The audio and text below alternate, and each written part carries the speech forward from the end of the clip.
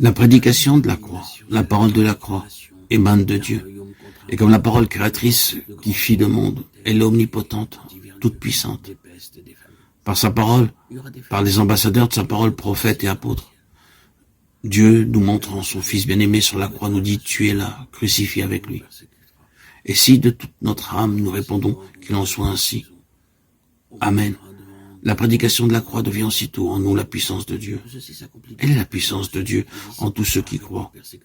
Il arrive qu'aux époques de transition de crise, le croyant est enclin à se détourner du chemin de la foi pour retourner aux œuvres de la loi et retomber sur lui-même. Ce fut là l'écueil où la foi des Galates menaça de sombrer. Peut-être avait-il perdu la joie qui avait accompagné leur conversion. Peut-être n'avait-il pas compris toute la signification du calvaire, de sorte qu'il se trouvait dans un état de dépression favorable aux entreprises de ceux qui voulaient les ramener aux œuvres de la loi. L'apôtre Paul leur reproche de s'être détourné du calvaire, et ces paroles nous prouvent qu'aussi longtemps que nous sommes ici-bas, notre unique sûreté, notre seule ancre de salut, c'est le sacrifice du Christ pour nous en Golgotha. Ô Galates insensés, vous, aux yeux de qui j'ai si vivement dépeint Jésus-Christ crucifié. Galates 3. Qui vous a ensorcelé, s'écrie l'apôtre?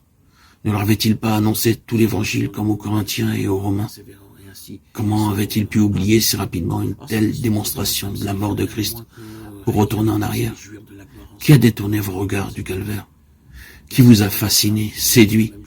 Galates 3, 1, 2. Seriez-vous assez insensé pour revenir aux œuvres mortes?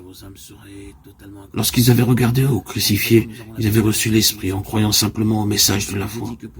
Ils avaient alors fait l'expérience que la prédication de la croix était bien la puissance de Dieu. Dieu avait répandu son Esprit sur eux en abondance et accompli des miracles en eux, en réponse à la prédication de la foi. Galates 3, 5. Le Christ crucifié leur ayant été dépeint avec une telle puissance, comment se faisait-il qu'ils n'eussent pas compris la signification de sa mort? Avant que le chemin de la foi leur eût été révélé, ils étaient emprisonnés sous la loi. Galates 3, 23.